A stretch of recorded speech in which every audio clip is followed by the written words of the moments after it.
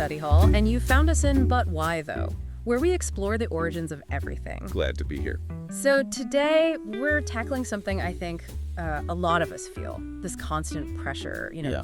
the need to be busy, the whole hustle thing. Yeah, it's everywhere. We've got some really interesting material here, kind of tracing it from way back when, right up to, well, right now with hustle culture online. Uh-huh. And our mission basically is to connect those dots. Why did this focus on nonstop work get such a grip, especially in America? We might find some surprising answers. Ready to jump in? Absolutely, yeah. The sources you pull together are great. They let us see how it layered up over time. It's not just one thing. It's a mix of culture, economics. Got it. Okay, so let's start the beginning.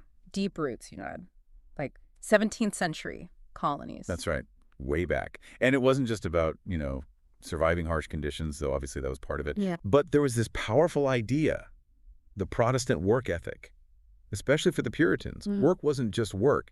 It was a moral duty, sign of godliness almost. Ooh, okay. A moral duty. Heavy.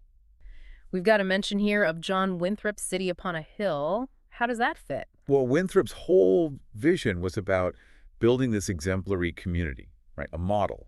So hard work became part of that collective mission. It was how you contributed to building that shining city. And it wasn't just like a nice idea. The Massachusetts Bay Colony, they actually had laws against being idle. No way. Really? Laws? Yeah. You could literally get fined for, slacking off too much. Yeah. So right from the start, work was tied up with honor, with morality, with your place in the community. That's fascinating, that connection. Work equals virtue. You can see how that might stick around. Definitely. And then later you get figures like Benjamin Franklin in the 18th century. He kind of takes that religious duty and makes it more worldly, maybe. Like poor Richard's Almanac, all that stuff about diligence leading to success.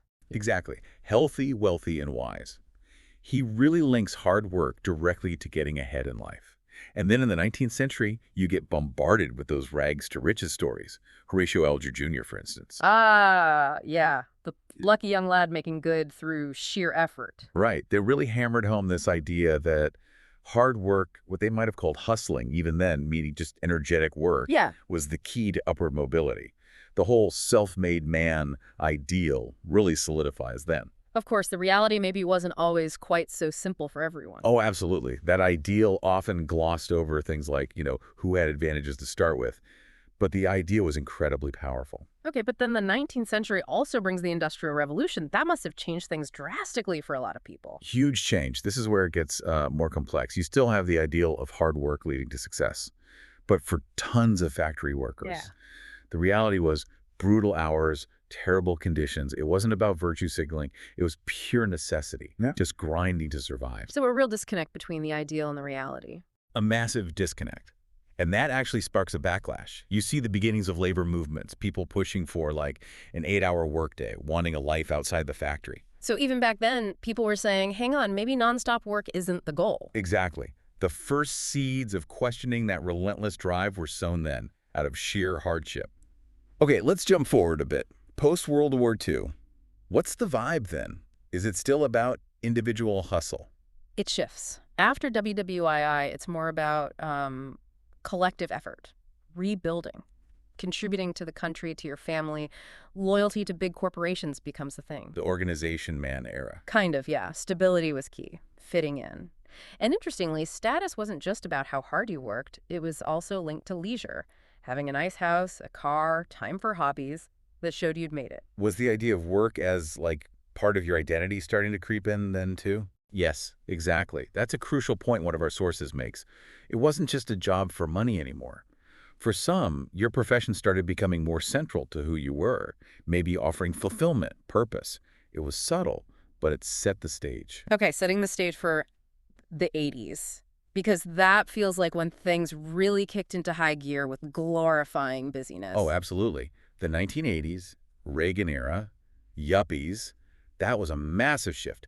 Individual achievement, making money, showing it off, that became the name of the game. And work was central to that. Totally central. Your job, your success, it defined you. And the stuff, the BMW, the Rolex, was proof, tangible proof of your drive and success. And the working hours, that changed too, right? It wasn't just quiet overtime anymore. No, it became performative. Working crazy long hours was suddenly a badge of honor. It signaled you were ambitious, important, indispensable. It was something to, well, almost brag about. Unlike maybe the generation before. Right. Think Gordon Gekko in Wall Street. Greed is good. Or the way the media hyped up figures like Lee Iacocca or Donald Trump back then. Symbols of relentless, unapologetic ambition. And there was this global context, too, wasn't there? Like Japan's work culture. Yeah, that played a role.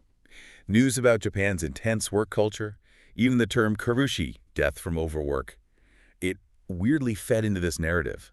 Almost like, see, that's what it takes to compete. Extreme dedication. Wow. So building on that old Puritan ethic, the 80s just layered on materialism and public performance of work. Pretty much a potent combination. Okay, then we had the tech boom, 90s, 2000s. How do they spin this?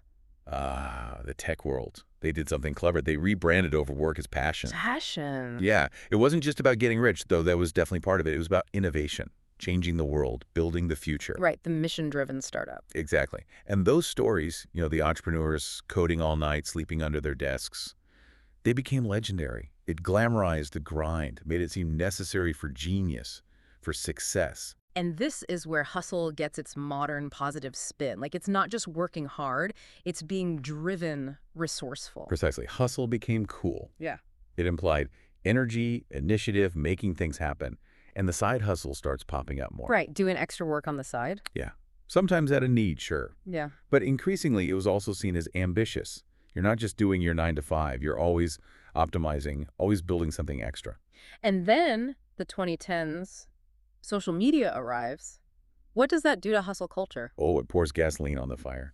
Suddenly, everyone has a stage to perform their productivity. Reform. Yeah. Influencers build entire brands around hashtag Rise and Grind, sharing pictures of their early mornings, their packed schedules. Broadcasting busyness became a status symbol in itself. Like, look how important and in demand I am. Exactly. And it's often a very curated, idealized image, right? Constant self-improvement, nonstop work. There's research comparing the U.S. and Europe here. In the U.S., telling someone you worked 70 hours might be seen as impressive, a sign of success. In parts of Europe, they might just think you're being exploited or inefficient.